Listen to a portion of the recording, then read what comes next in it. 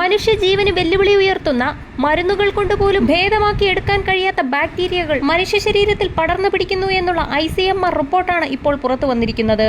രോഗം സ്ഥിരീകരിച്ചു കഴിഞ്ഞാൽ ചികിത്സ കൊണ്ടുപോലും ഭേദമാക്കിയെടുക്കാൻ കഴിയില്ല എന്ന് വിദഗ്ധ സംഘം വ്യക്തമാക്കി. കേരളത്തെ 3 സോണുകളായി തിരിച്ചു നടത്തിയ പഠനത്തിൽ തെക്കൻ മേഖലയിലെ സാമ്പിളുകളിലാണ് ആന്റി മൈക്രോബിയൽ പ്രതിരോധം കൂടുതലായി കണ്ടെത്തിയിരിക്കുന്നത്. പൗൾട്രി ഫാമുകളിൽ കോഴി വളർത്തലിന് ആന്റിബയോട്ടിക്കുകൾ വ്യാപകമായി ഉപയോഗിക്കുന്നതാണ് കാരണമെന്നാണ് കണ്ടെത്തൽ. ഈ സാമ്പിളുകളിൽ മരുന്നുകളെ പോലും തോൽപ്പിച്ച ബാക്ടീരിയകളുടെ പട്ടിക ICMR തയ്യാറാക്കി. ന്യൂമോണിയയ്ക്ക് കാരണമാകുന്ന ക്ലബ്സില്ല ന്യൂമോണിയ, സ്റ്റെഫലോകോക്കസ് ഉൾപ്പെടെയുള്ള അപകടകാരികളായ ബാക്ടീരിയകളുടെ പേരുകൾ വരെ പട്ടികയിലുണ്ട്. വയറിളക്ക രോഗങ്ങൾക്ക് കാരണമാകുന്ന ഈക്കോളി, ത്വക്ക് രോഗങ്ങൾക്ക് കാരണമാകുന്ന സ്റ്റെഫലോകോക്കസ് എന്നീ ബാക്ടീരിയകളും പട്ടികയിൽ ഉൾപ്പെടുന്നു. ഇതിൽ മനുഷ്യനെ ഞെട്ടിക്കുന്ന മറ്റൊരു കാര്യം ബാക്ടീരിയകൾ പാകം ചെയ്ത് കഴിഞ്ഞാൽ പോലും നിലനിൽക്കും എന്നുള്ളതാണ്. കേരളത്തിലെ ഇറച്ചിക്കോഴികളിൽ മരുന്നുകളെ മറികടക്കുന്ന അപകടകാരികളായ ബാക്ടീരിയകളുടെ സാന്നിധ്യമാണ് ICMR ഇപ്പോൾ സ്ഥിരീകരിച്ചിരിക്കുന്നത്.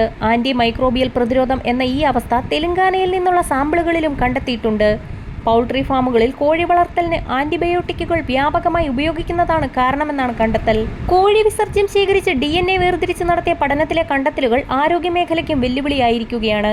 ഈ ബാക്ടീരിയകൾ വരുത്തുന്ന അസുഖങ്ങളിൽ മരുന്നുകൾ ഫലിക്കാതെയാകുന്നതോടെ ചികിത്സ പ്രതിസന്ധിയിലാകും. പക്ഷിപ്പനി വ്യാപകമായതോടെ ആലപ്പുഴ ജില്ലയിൽ ഇറച്ചിക്കോഴികളെയും താറാവുകളെയും വളർത്തുന്നത് നിരോധിച്ചിരുന്നു. സർക്കാർ നിലവിൽ പ്രഖ്യാപിച്ച വിജ്ഞാപനത്തിലൂടെ ഡിസംബർ 31 വരെ പക്ഷി വളർത്തൽ നിരോധിച്ചത് മാർച്ച് 31 വരെയാക്കി നീട്ടണമെന്ന് വിദഗ്ധ സമിതി ഇപ്പോൾ ആവശ്യപ്പെട്ടിരിക്കുകയാണ്.